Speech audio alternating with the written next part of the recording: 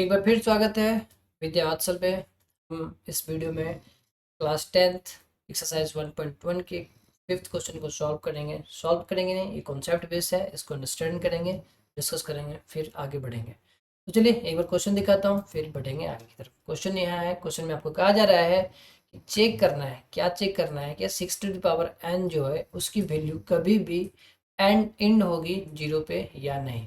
देखिए 6n की value zero पे एंड होती है नहीं, इसको हमें चेक करना है। चलिए सॉल्यूशन की तरफ बढ़ते हैं और इसको अच्छे से अंडरस्टैंड करेंगे। ये हमारा बोर्ड है, ब्लैक बोर्ड है, अभी हम बोर्ड पे ही समझेंगे। क्वेश्चन फिफ्थ है, क्वेश्चन फिफ्थ में कहा गया है 6n एन कोई भी नेचुरल नंबर है, क्या ये कभी भी एंड विथ जीरो, यानी कि जीरो पे कभी ख़त्म होगी या नहीं होगी। And with the zero digit मतलब यूनिट प्लेस पे कभी जीरो आने वाला है या नहीं। थोड़ा सा इसके क्वेश्चन पे डायरेक्ट सॉल्व करने से पहले थोड़ा सा इसका ब्रीफ इंट्रोडक्शन की तरफ बढ़ेंगे। देखिए जीरो पे कौन सा आएगा, मैंने आपको बताया था कि जीरो और फाइव यदि यूनिट प्लेस पर है तो वो फाइव से डिविजिबल है। Zero, two, four, six, eight यदि किसी नंबर की यूनिट प्लेस पर है तो वो डिविजिबल है। और यदि और अच्छे से समझे कि कोई भी ऐसा नेचुरल नंबर जिसके यूनिट प्लेस पे जीरो आए और वो स्मॉलेस्ट हो, तो वो आपका आंसर होता है 10।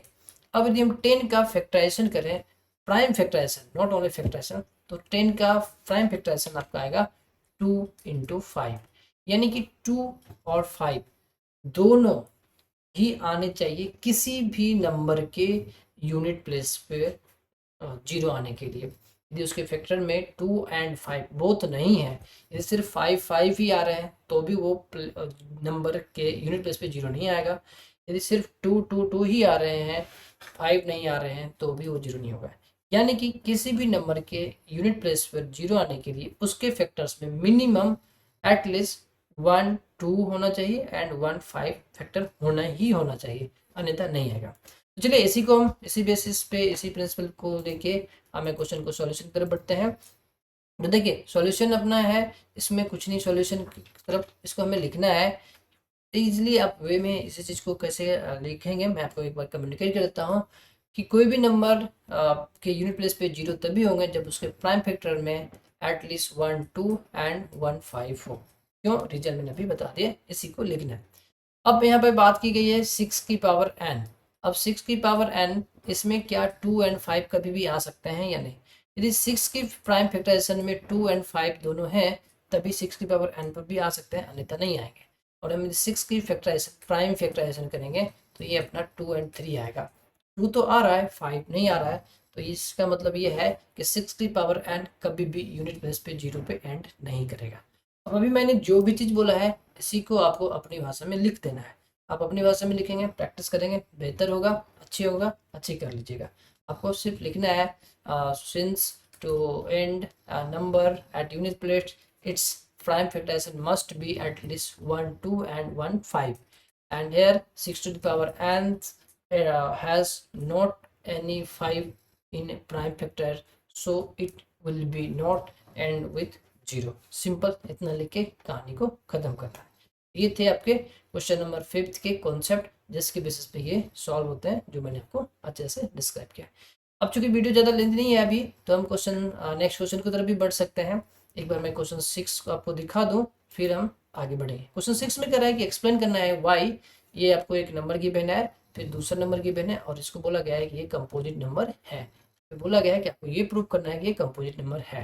देखिए मैंने आपको पहले ही मतलब जब इंट्रोडक्शन क्लास था हमारा, उसी में आपको समझाया था कि कंपोजिट नंबर क्या होता है, प्राइम नंबर क्या होता है।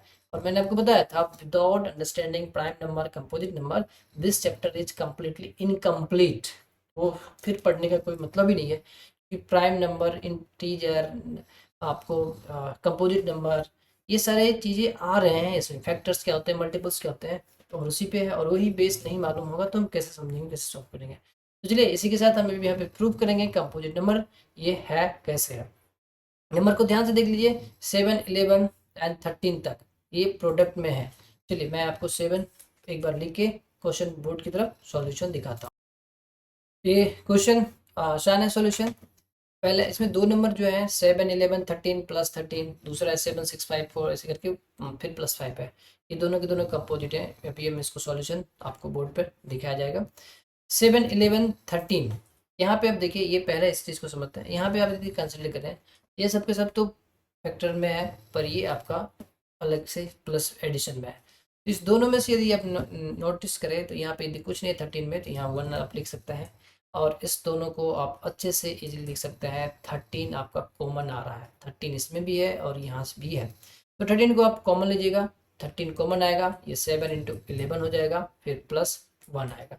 इसका मतलब क्या है कि यदि ये कोई नंबर दे रहा है, मान के चलिए वही कोई एन नंबर दे रहा है, इसमें इस एन नंबर के मिनिमम 2 फैक्टर्स हैं, एक 13 है और उसके बाद यहाँ पर इस सॉल्यूशन के बाद आप यहाँ पे ऐसे नहीं छोड़ के इसको आप लिख सकते हैं कि ये कोई y हो जाएगा, x हो जाएगा, ये कोई आपका एक नंबर हो सकता है।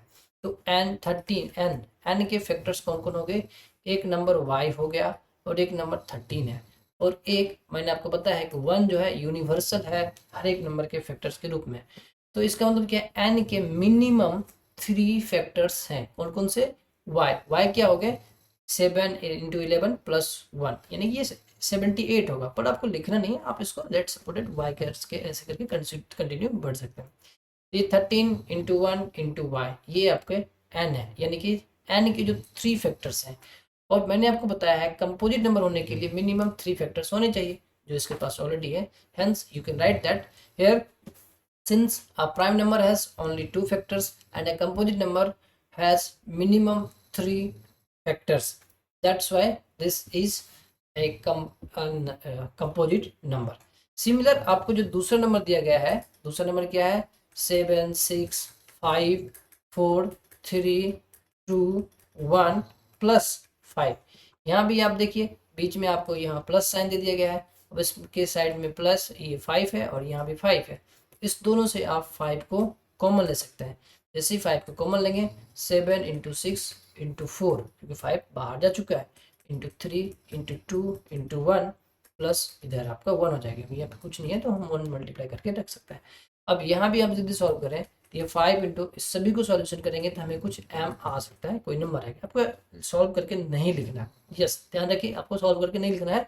आप यहाँ राइट साइड में लिख सकते हैं this is equal to M, और ये आपको एक नंबर n देगा। या आप शुरू में लिख सकते हैं here given that n is equal to this, n is equal to this, n is equal to 5 into M. ये आप इस साइड से हटा दीजिए, ये कैंसिल, तो ये आपका हो जाता है n is equal to 5 into M. Again यहाँ पर जो n है, n के मिनिमम 3 फैक्टर्स हो ही जाते हैं। तो यदि मोर देन 2 फैक्टर्स यानी कि एटलीस्ट 3 फैक्टर्स हो जाते हैं जिस नंबर के, वो फैक्टर आपका कंपोजिट नंबर होता है। इस तरीके से आप यहाँ पे बोल सकते हैं so this and that both are composite number rather than prime number. इस तरीके से ये आपका क्वेश्चन सॉल्व होता है। एक लास्ट क्वेश्चन बच रहा है, ये क्वेश्चन भी यहीं पे सॉल्व कर लेते हैं, डिस्कस कर लेते हैं, फिर हम अगले एक्सरसाइज को नए वीडियो से शुरू करेंगे। चलिए एक बार क्वेश्चन देखिए, क्वेश्चन क्या है। क्वेश्चन कह रहा है कि in there are a circular path around a sport field. Sonia takes 18 minutes. Drive one round of the field. Ravi takes 12 minutes. Same. Suppose that both starts at the same time. Same point. Go in same direction. Same direction में भी जा रहा है. After how many minutes they will meet again at the starting point. ध्यान रखिए, again मिलना है कहाँ पर, starting point पर ही मिलना है। तो हम इस क्वेश्चन को सॉल्यूशन करेंगे, सॉल्व करेंगे अच्छे से तरीके से। तो देखिए लेट्स स्टार्ट सॉल्यूशन। देखिए हम क्वेश्चन 7 को यहाँ पर सॉल्व कर रहे हैं, ये है क्वेश्चन 7। क्वेश्चन 7 को एक बार विजुलाइज करने की कोशिश करते हैं। क्या कहा गया है इसमें, कहा गया है कि आपको एक सर्कुलर पाथ है, इस सर्कुलर पे 2 स्पोर्ट्स पर्सन है, एक का नाम है सोनिया, दूसरे का नाम है रवि। सोनिया 18 मिनट का टाइम लेती है, एज फॉर सोनिया आपका समझ लीजिएगा 18 मिनट्स, आर फॉर रवि, और रवि जो है वो 12 मिनट का समय लेता है। और ये दोनों एक ही पॉइंट से, लेट्स सपोज दैट कि ये पॉइंट है, यहाँ से स्टार्ट करता है, सेम डायरेक्शन इसी तरफ दोनों बढ़ना शुरू करता है और रनिंग करना शुरू करता है। अब कह रहे हैं कि कितने समय बाद दोनों के दोनों इसी पॉइंट पे मिलेंगे। ध्यान रखिए इसी पॉइंट पे मिलना है, दोनों को आपस में कब मिलेंगे ये नहीं, इसी सेम पॉइंट पे आके मिले। यानी कि ये एक बार 18 किया, अब दूसरे एक टाइम फर्स्ट टाइम ये 18 मिनट्स में ही कर लिया, सोनिया ने 18 मिनट्स में किया, पर रवि पहले ही जा चुका है क्योंकि 12 मिनट में ही उसने कंप्लीट कर लिया है सेम। फिर नेक्स्ट राउंड आएगा तब तक भी पास हो सकता है, थर्ड। इस तरह से करते करते कितने राउंड में, ये नहीं पूछा गया है अभी, बट बल्कि आपसे ये पूछा गया है कि कितने समय में ये दोनों के दोनों इस स्टार्टिंग पॉइंट पर मिलेंगे। थोड़ा सा कॉम्प्लिकेटेड करने के लिए ये पूछ सकता था कि रवि कितने राउंड कंप्लीट कर चुका होगा जब वो स्टार्टिंग पॉइंट पे दोनों 11 अगेन मिलेंगे, और सोनिया कितने राउंड कंप्लीट कर चुका होगा जब दोनों आपस में मिलेंगे। तो इस तरह से भी कॉम्प्लिकेट किया जा सकता था, पर वो नहीं दिया गया है। तो सिंपल सी आंसर है इसका कि हमें निकालना है LCM, लोएस्ट कॉमन मल्टीपल्स। क्यों? निश्चित तौर पे 18 या 12 इस दोनों में से मिनिमम, इससे कम मिनट में कभी मिल ही नहीं सकते हैं। जब भी मिलेंगे 18 और 12 से बड़े ही समय, ज़्यादा ही समय लेंगे। और मैंने आपको बताया था LCM जो होता है दोनों गिवन नंबर से बड़ा ही होगा या इक्वल होगा, तो हम निश्चित तौर पे बड़े ही की तरफ बढ़ेंगे। तो यहाँ LCM लेंगे। 18 का सॉल्यूशन जब करेंगे तो 2 इंटू 3 इंटू 3, ये आपका LCM होगा किसका? 18 का। और 12 का यदि करते हैं तो 2 2 जा 4, 3 जा 12। अब यहाँ पर हम LCM निकालेंगे। क्यों LCM निकालेंगे? मैंने आपको लॉजिक बताया, बस सिंपल से उतना ही लॉजिक डालिए, दिमाग में जाता है ये समझिएगा, आसानी से समझ में आ जाएगा।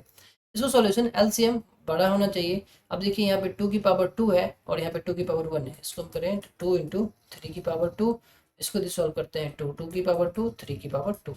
यदि हम अच्छे से समझें, दोनों में 2 है, दोनों में 3 है, तो 2 की मैक्सिमम पावर 2 है जो नीचे 12 के पास है। 3 की मैक्सिमम पावर 2 है, सॉरी यहाँ पे मैंने गलत लिखा है, ये आपका 2 नहीं है, ये सिर्फ 1 ही है।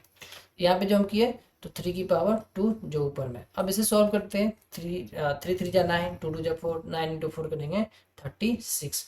यानी कि दोनों के दोनों वापस स्टार्टिंग पॉइंट पे 36 मिनट्स पे मिलेंगे। अब लॉजिकली सोच सकते हैं 36 मिनट्स तक दोनों कंटिन्यू दौड़ रहे हैं और फिर स्टार्टिंग पॉइंट पे मिलेंगे। इसका मतलब है कि ये सोनिया है यह 2 राउंड्स लगाएगी और रवि जो है 3 राउंड्स कंप्लीट कर चुका होगा, क्योंकि 12 राउंड्स में 12 मिनट्स में 1 राउंड कंप्लीट करता है। तो ये थे आपके सॉल्यूशन एक्सरसाइज 1.1 के। सारे क्वेश्चन को हमने आपके साथ सॉल्व किया, डिस्कस किया। उम्मीद है कि आपको सारे क्वेश्चन समझ में आए होंगे, हर डिटेल समझ में आए होंगे। यदि इस बेस पे कभी कोई क्वेश्चन दिया जाएगा तो आप कर सकते हैं। फिर भी यदि कुछ कन्फ्यूजन है, कुछ सजेशन है, तो आप हमें कमेंट कर सकते हैं। कमेंट बॉक्स फ्री खुला है, उसमें कोई प्रॉब्लम नहीं है।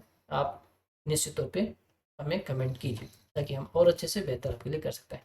तो चलिए हम अगले वीडियो में क्वेश्चन सेकंड शुरू करेंगे, एक्सरसाइज 1.2 करेंगे।